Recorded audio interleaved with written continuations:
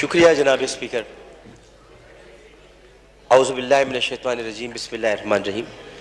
وَلَنَبْلُوَنَّكُمْ بِشَيْءٍ مِّنَ الْخَوْفِ وَالْجُوعِ وَنَقْصٍ مِّنَ الْأَمْوَالِ وَالْأَنفُسِ وَالثَّمَرَاتِ وَبَشِّرِ الصَّابِرِينَ الَّذِينَ إِذَا أَصَابَتْهُمْ مُصِيبَةٌ قَالُوا إِنَّ لِلَّهِ وَإِنَّا إِلَيْهِ راجعون أُولَٰئِكَ عَلَيْهِمْ صَلَوَاتٌ مِّن رَّبِّهِمْ وَرَحْمَةٌ وَأُولَٰئِكَ هُمُ الْمُهْتَدُونَ. صدق اللہ العظیم. میں آپ کا بہت شکر گزار ہوں کہ آپ نے مجھے بولنے کا موقع عنایت فرمایا. جناب اسپیکر، میں اسمبلی میں بہت کم بولتا ہوں. اس کی وجہ یہ ہے کہ میں کچھ معاملات ایسے ہیں جن کو سیاسی امور نہیں سمجھتا. اسمبلی میں ہم سب تقسیم ہیں. ہم اس لیے تقسیم ہے کہ ہمیں تقسیمی بنیادوں پر تقسیم کیا جاتا ہے. ہم اس لیے تقسیم ہے کہ اگر ہم تقسیمی بنیادوں پر تقسیم نہیں ہوں گے تو ہم تقسیم ہند کی عزت نہیں رکھ سکیں گے. اس لیے ہمیں اس بنیاد پہ تقسیم کیا جاتا ہے کہ ہم تقسیم ہو کر آئے ہیں، لہٰذا تقسیم ہو کر اپنے اپنے جذبات اور اپنی اپنی کیفیات کا اظہار کریں اپنی اپنی پارٹی پالیسی کے مطابق. اسمبلی ہم سب کے لیے بولنے کے لیے اس لیے بھی ضروری ہے کہ ہم سب ان جگہوں سے منتخب ہو کر آئے جہاں کے لوگوں نے ہمیں اپنا درد سنانے کے لیے بھیجا. میں آپ سے آج اس لیے بولنے کی اجازت مانگ رہا تھا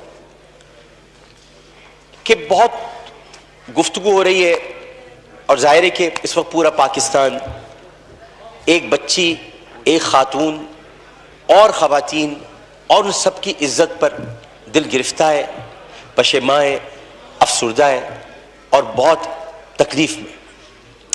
میں بھی کہتا ہوں کہ عرش والے میری توقیر سلامت رکھنا، فرش کے سارے خداؤں سے الجھ بیٹھا. میں صرف اتنا بتانا چاہتا ہوں کہ بہت پہلے کی بات ہے، اب وہاں پر جبل عمر ہے اور جبل عمر پر وہاں اب ایک ہوٹل تعمیر ہو رہا ہے، سعودی عرب کا وہ علاقہ ہے. ایک آدمی رسول کریم صلی اللہ علیہ وآلہ وسلم کے پاس آیا. اس نے آ کر کہا کہ یا رسول اللہ، مجھ سے بہت بڑا گناہ ہو گیا. تو آپ نے فرمایا کب ہوا؟ نے کہا اسلام لانے سے قبل ہوا. آپ نے فرمایا کہ ٹھیک ہے، اب تم اسلام لے آئے ہو، تمہارے سارے گناہ اللہ نے معاف کر دی.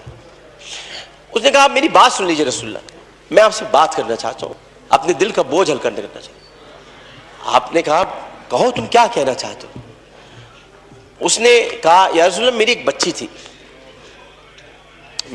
بچی تھی اور میں اس بچی کو جب وہ 5 سال کی ہوئی تو میں اس بچی کو کہا میں چلو تمہیں جنگل لے کے چلتا ہوں، اور میں اس کو لے کر چلا. جناب اسپیکر توجہ چاہوں گا، میں اس کو جنگل لے کر چلا. اب میں اس لیے لے کر چلا کیونکہ میری عزت پر حرف آ رہا تھا کہ میرے گھر بچی کیوں پیدا ہوئی. نبی کریم بہت غور سے سن رہے تھے. صحیح بخاری اور صحیح مسلم میں اس حدیث کو بیان کیا، ترمذی شریف میں بہت تفصیل کے ساتھ. تو انہوں نے بہت توجہ سے سنا اور کہنے لگا میں جنگل میں لے کے گیا. پھر میں نے ایک گڑھا کھودا. گڑھا کھودنے کے بعد میں نے بچی سے کہا اس میں لیٹ جاؤ. اچھا جب میں گڑھا کھود رہا تھا تو یا رسول اللہ مجھے ایک بات یاد آئی کہ وہ کھودتے کھودتے مجھے پسینہ آنے لگا، تو اس نے اپنے چھوٹی سی چادر سے میرا پسینہ بھی صاف کیا. اور اس کے بعد میں نے اس بچی کو گڑھے میں ڈال دیا اور پھر میں نے مٹی ڈالی. تو عربی میں اس نے مجھ سے کہا، ترجمہ آپ کے سامنے پیش کر رہا ہوں، بابا میں مر جاؤں گی بابا.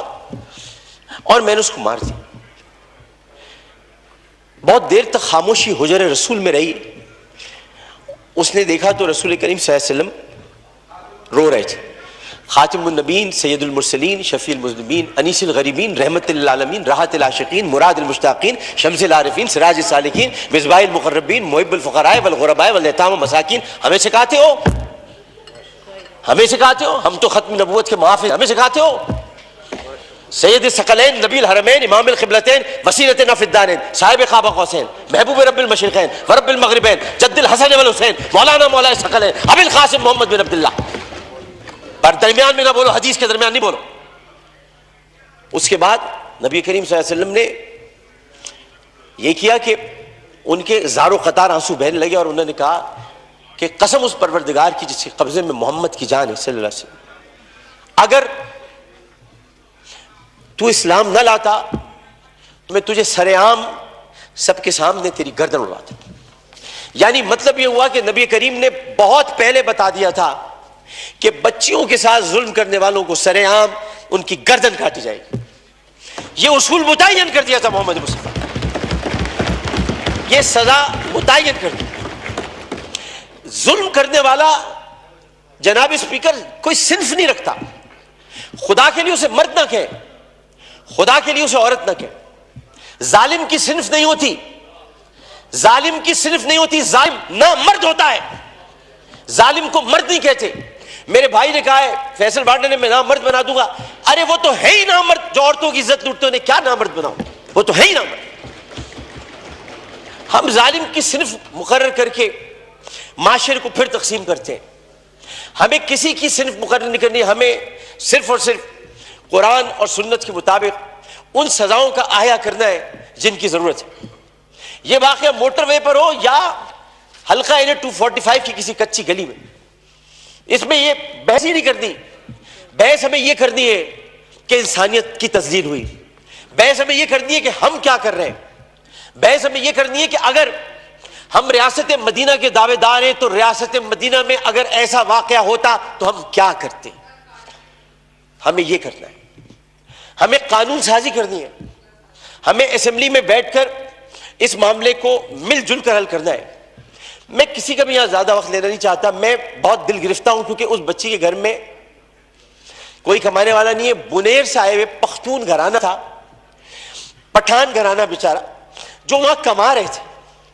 عمر صادق اس کا والد. بہت پیاری سی معصوم سی بچی تھی. ہر بچی معصوم ہوتی ہے, پیاری ہوتی ہے, لیکن جناب اس میں سوچیے ایک پختون فیملی کی بچی جو بڑے غیور ہوتے ہیں. میں اپنے تمام پختون بھائیوں سے کہتا ہوں, میں ان سے بڑی محبت کرتا ہوں. غیور قوم ہے, ایک عزت دار قوم ہے, جو آتے بھی ہیں عزت سے کمانے کے لیے, عزت سے جینے کے لیے. چاہے ان کے ساتھ خیبر پختونخوا میں ظلم ہو, چاہے کسی بھی حصے میں ہو, اور کسی بھی قوم کے ساتھ ہو. پاکستان کا ہر قومیت رکھنے والا فرد میرا پاکستانی بھائی. اور میں یہ کہتا ہوں کہ وہ بچی ایک دن جب اس کمرے میں رات بھر اس کو بند کر کے رکھا گیا ہوگا اور پھر اس کو درندگی کے ساتھ اس کی عصمت دری کرنے کے بعد اس کو جب زندہ جلایا ہوگا تو کتنی تکلیف ہوئی ہوگی اس معصوم سی بچی مروہ کو. جبکہ قرآن کہتا ہے ان الصفا والمروہ من شعائر اللہ.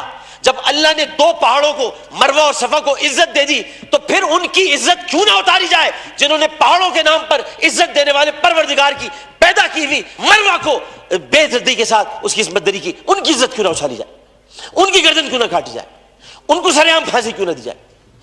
جناب اسپیکر, میں آپ سے صرف یہ بات کہنا چاہتا ہوں. میں شکریہ ادا کرتا ہوں اپوزیشن بینچز کا بھی, میں شکریہ ادا کرتا ہوں اپنی پارٹی کا بھی, میں سب کا شکریہ ادا کرتا ہوں کہ جو اس وقت اس درد کو سمجھ رہے ہیں, جو درد کو سمجھ کر بات کر رہے ہیں, اور جو نہیں چاہتے کہ اس وقت سیاست ہو.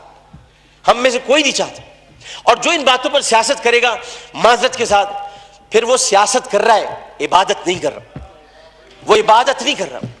یہ اس وقت عبادت کا مرحلہ ہے, اور عبادت صرف 5 وقت پروردگار کے سامنے سر جھکانے کا نام نہیں ہے. عبادت ظالم و جابر حاکم کے سامنے کلمہ حق کہنا بھی ہے, اور عبادت اپنی جگہ پر رہتے ہوئے جب اللہ تعالیٰ نے قوت گویائی عطا کی ہے, اور 5 سوالات جب حشر میں کیے جائیں گے, کہاں سے کمایا تھا, کیسے کمایا تھا, جوانی کہاں گزاری, بولنے کا علم دیا تو بولے کہ نہیں بولے, ما کنت تقول فی ھذا الرجل, اس رسول کے بارے میں تمہارا کیا خیال ہے, کیا جانتے ہو, اس وقت ہماری زبانیں گنگ ہو کر نہ رہ جائے.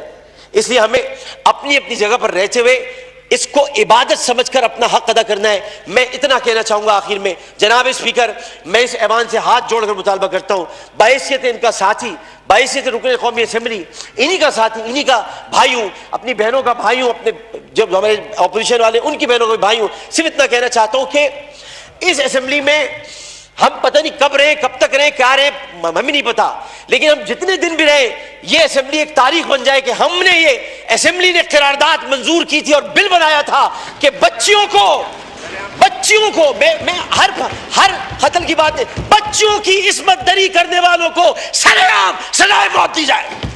شکریہ جناب. جی خواجہ صاحب, میں تھوڑا مفتی شکور کو دے دوں.